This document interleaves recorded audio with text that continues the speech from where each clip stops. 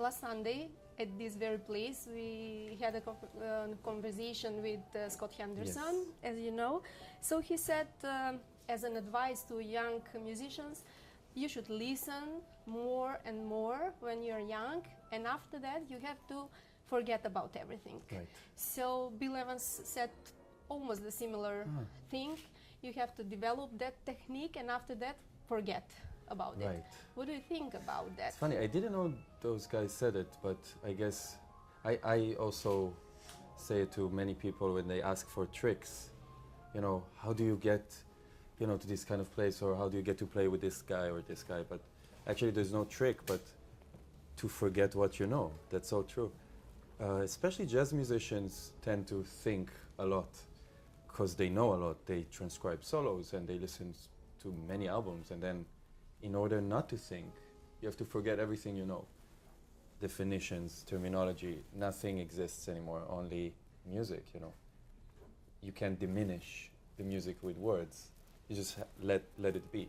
So in that sense, I also agree, you know, that you should forget about words or whatever that is and let just music ring, you know.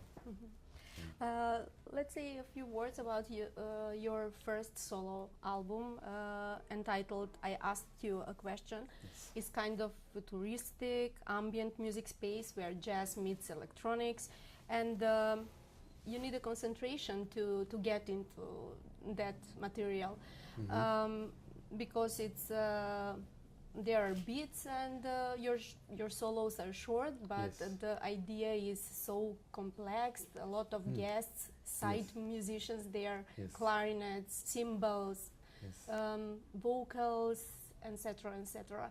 And the producer is Rejoicer. Yes. And he's you've said somewhere, I wrote it, and he said that your music is, you know, it's rare to find where the producer can develop your idea but not still the main, the core of that music. Yeah. Can you describe it? Yeah, I think the right word is enabling. He's just there but not saying much. And, you know, that felt good from the beginning, because musicians tend to be really sensitive, especially in the work process.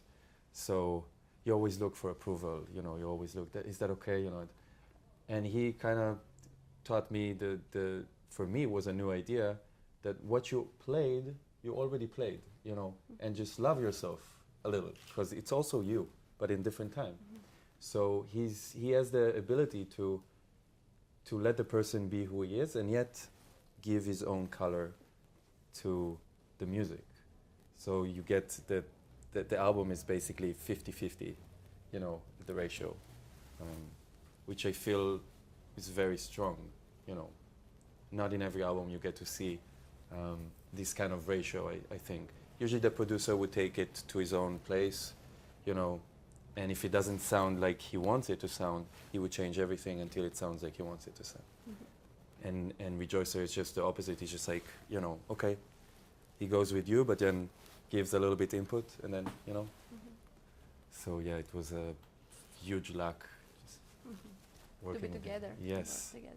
And I really wonder why this kind of music, after a successful career for years with Avishai Coen trio, different formation, and this concept is so different. Would you tell us something about that collaboration? And after that, why did you decided to stop here and start your solo career? You're young, you're already famous, but I think you're in that age that you could play with prominent musicians and etc. It's kind of risky. Yeah, you're right.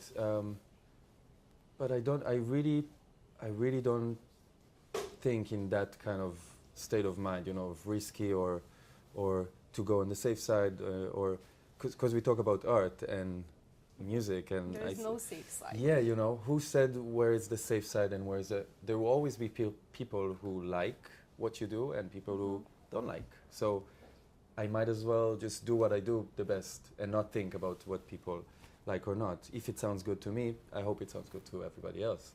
And the work process with Avishai was very different in the sense of you get to the studio, let's say, and you basically know what's going to happen.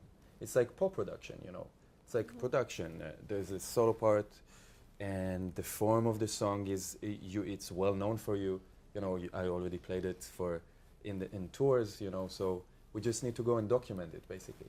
But here with Rejoicer, we didn't know what we're going to do. It's just we hang out some friends in the studio, you know, talking, laughing, and then also doing music. And it's nice not to think, as we said earlier, you know, just do. Sounds good, keep going, you know, let's put cello, you know, let's put clarinet, I hear vocals, let's, you know, but not coming fixated on one idea or this tunnel vision, you know, of you know, musical idea.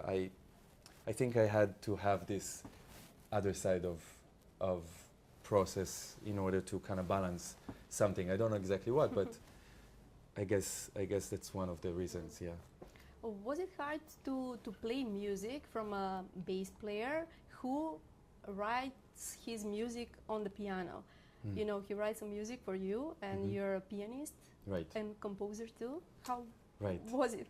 First of all, it's very interesting because everybody who is not pianist plays the piano different than any other pianist I know. And in different, I mean very special. Even if he doesn't have the technique or the facilities, he has something very raw that I can learn from. So Avishai has it very strongly. He also, the compositions, once you play a year or so, I kind of understood, you know, what he wants to hear, and we kind of shortened the process of learning new songs because I already knew what he wants, you know. So yeah, it was interesting. Also very heavy sometimes because if he needs to hear something, you know, he hears himself playing the piano most of the day, and then someone else comes and play the same part but different. So he has to adjust himself, you know, and that process is not always easy, you know. And so it takes a little bit of time to, you know, is that okay? Is it you want it like that, you know? But it's definitely, I learned a lot because he's thinking differently. He's thinking from the bass perspective, and also a very special and unique composition perspective. So after playing so many, you know, of his material, I guess something got into me, and I need to forget it now, you know. Yeah. Yes. What about the boundaries? We are witnessing the time where no boundaries between genres, how can you say which music, it's very hard to say which music is music, which is not, because behind that curtain everything is going on. You don't know if it's a contemporary classical music, if it's jazz, and jazz has that framework, but you have an option to improvise. Is it good to be jazz player nowadays, where everything is invented in pop, rock music? Yeah. Thing is, it was always like that. It's a good question. It's a hot topic between musicians, you know, because everybody wants to be unique, but nobody wants to please the crowd. You know, he wants to do what he feels like. But I think it's a problematic thing, defining music. Again, labeling and things. It came from the labels company and institutions, you know. Somebody else is creating the success even. Exactly. And I try to detach myself from that whenever I can, because sometimes you can't. Sometimes you just have to put your album out in a label, and you have to define your music, because people want to know what kind of music you play. But honestly, until you don't hear the music, you can't really know. I can tell you, oh, it's eclectic music, and you know, you have keyboards there, but you will imagine a different thing than what I imagine, you know. So you just need to hear the music, basically. Therefore, I don't believe in defining. I tell people, you know, go and listen if you really want to know, right? I can tell you stuff, but it's probably not like you think it'll be, you know. And institutions, you know, they just needed the word jazz in order to teach it and make money out of it. I understand, but Louis Armstrong and Clark Terry and Oscar Peterson, when they played jazz, they didn't play jazz, they just played music. You know, influences of Gershwin, Ravel, modern composers, they didn't call it jazz because they didn't have to, you know, it was just music. And I believe that if I play music, people maybe define it in 10 years, 20 years, but I'm not going to define it. I'm going to be a pianist who plays music and hope to get to some people's hearts.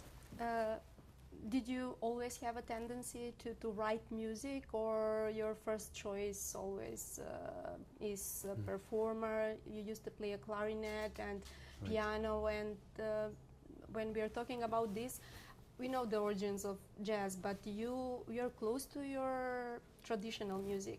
I've searched through YouTube videos, and you play with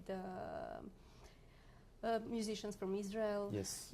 So Yes. what do you think about that? How do you combine your tradition with the roots of jazz? The roots of jazz. I think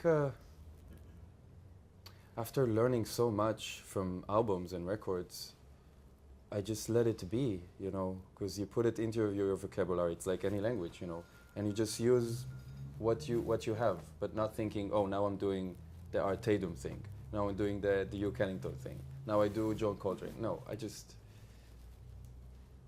I really hear when somebody goes to a specific direction. I don't really like it. I prefer it to stay vague and amorphic, you know. And Israel has all kind of influences, so I guess I have it too. You know, the Eastern European. When you say Israeli music, it's never Israeli, like the Balkan music is very Balkan. You have a grandmother that can sing, you know, Balkan songs and stuff like that. We don't really have it. We have all kinds of influences. You have the Ethiopian mother, and you have the And you have a Moroccan. Spanish. Yeah. Yeah, I'm half Moroccan, half Polish, and I guess that influences a lot, you know. On me, even if I don't know exactly what it influences on, the fact my grandfather used to listen to the Andalusian channel, you know, the Moroccan channel where you play for the king in the, you know. I remember that, but I wasn't really into it. Only after he passed away, kind of realized that it had some influence on me, you know, as a child and a young musician. Yeah, I guess. A lot of topics that we have to spend hours on. Yeah, on I'm them. sorry. Maybe I. Yeah. No, you're Yeah. okay. Tell me, what do you mean when you're gonna say, okay, I'm a successful musician? When you're gonna please yourself? Never, when no, you're no. gonna be rich? No. When you're gonna? No. I really hope not. When it happens, it When means. you're happy after the concert, when you please the audience or the critics or everybody or yourself. Well, no. When I'm happy if. When you're creating. Yeah, I guess. exactly. Just The I'm process. happy to play. You know, I'm happy to Okay. play. I'm happy even if one person shows up for the gig. You know, if one person buys an album, I'm happy if I get to create and people, by an accident or by not accident, tend to like it. It's just a miracle if it happens. You know. And what do you think, is it a newest trend to back to books, physical books, not electronic ones, to buy a vinyl, to publish Yes. on vinyl? Are people fed up of MP3s, It seems like CDs, it. etc., because we are surrounded Yeah. by books? And that's my question. What do you think? What is all about? Nostalgia? I think we just talked about it. I told Maya that when I was a child, I remember going with my parents to some bookstores and I used to just smell the books. And I guess I still have this thing. I used to burn CDs and then buying them, you know, in a real shop. I like the material, you know, to mess with the album. There's nothing like it, you know. And I think people, are getting fed up with files, you know, clicking. You know, we have so much of that, of a screen. So all of a sudden you have the kind of exit from this matrix, you know. You get to go back to records and touch and, you know, activate it yourself. You can't press forward. You have to put the needle, you know, put it again. And I think that itself, the process of just taking the needle and putting it again, makes you listen to more to the album, other than just, okay, I understood, I just press, you know. Can we expect that DJ culture will die? I know one person here that will kill me, but No, are it's we still returning happening. to the live bands and I'm not worried about the DJ or digital world. That would keep evolving until it explodes. But we have the luck of having people who can push, back the retro fashion of vinyls. I put my album out on a CD, and then I realized exactly what we're talking about, and I put it immediately on printing for vinyls, because I see in shows people asking me already, do you have it on vinyl? So people more and more are just buying turntables and wanting to come back, Mm-hmm. They want somebody to take the screen out of their hands, Mm-hmm. and that's nice. We started to talk about books, so would you share with us your favorite writers' books? Do you read? Do you like to read? What is your... Well, I have a very hard time reading when it's not music. When I sit with the notes, I have no problem reading 3 hours, 4 hours, but when it comes to text, I had a problem. But very recently, the last year, after I moved to New York, I kind of wanted to try it again, take a book. And so I got into Milan Kundera. Yeah, we know him. Yeah. Very good. So I'm reading The Unbearable Lightness of Being. Yes. Yeah. Which it seems like a pretty simple novel, and a man and woman, but it has so much depth into it. The fact that it's not a movie, that people don't show you, what it says. You have to imagine, and you create your own world. That is new for me. I used to read some poetry, Wisława Szymborska, some Bukowski. And you write lyrics as on your... Just once I wrote. At your first solo album, Yes. you have your own lyrics. Yes. I'm just exploring it, poking it a little bit, but I don't know if that's what I'm supposed to do. If it feels right, I do it. But yeah, I'm being really careful with that for some reason. I see it as a sacred thing. Yeah, lyrics. I find something from Duke Ellington. He said, jazz has always been like the kind of man that you wouldn't want your daughter associate with. Why is that? A jazzman or jazz? About jazz musicians. Jazz musicians? Yes. Why would you say such I thing? don't think that you have such problems. Is it a problem? That you don't want people's daughters to be associated with? Well, I don't know. Is it a hard life? Are people understand what do you work, and you never... It's no way to be popular as pop stars and rock stars. Right. And I guess, well, I can say honestly, I know that if I'm in relationship and my partner comes into this relationship, she would probably know that she would be second, because the music was here before and it's here to stay. So I understand it. Recognizing it, it's 50% of the procedure of understanding the other side, So I'm recognizing it. I know that music comes first, whatever, if I like it or not. And if it's not, so I probably won't do music, But definitely music is the first priority, and it's not always easy. Sometimes it feels really lonely, especially touring solo the last year. But it has also some romantic aspect to it, some poetic, kind of feeling and vibe.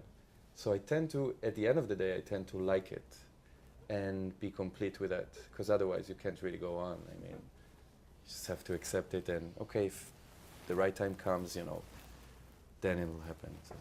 And at the end, I would like to ask you, what can we expect from tomorrow's concert? And it's not easy at all to be only on the stage. I mean, the piano is all orchestra, but it's not easy for one performer. You used to play with quartets and big bands. So.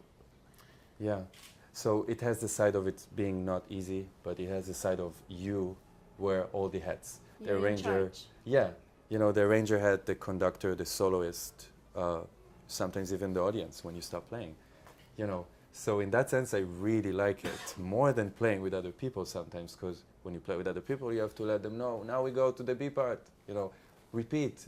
But no, if I'm just alone on stage, if I decide to have silence, I just take my hands off the piano and there's silence. What power does it have, you know? It's crazy. Is music too? Yes. Silence. Oh, music is basically the silence. Then you understand what happened. Not when something happens, only when there's silence, people get to soak in, you know. So, yeah, I really like silence. I hope there will be a lot of silence tomorrow. But we'll see.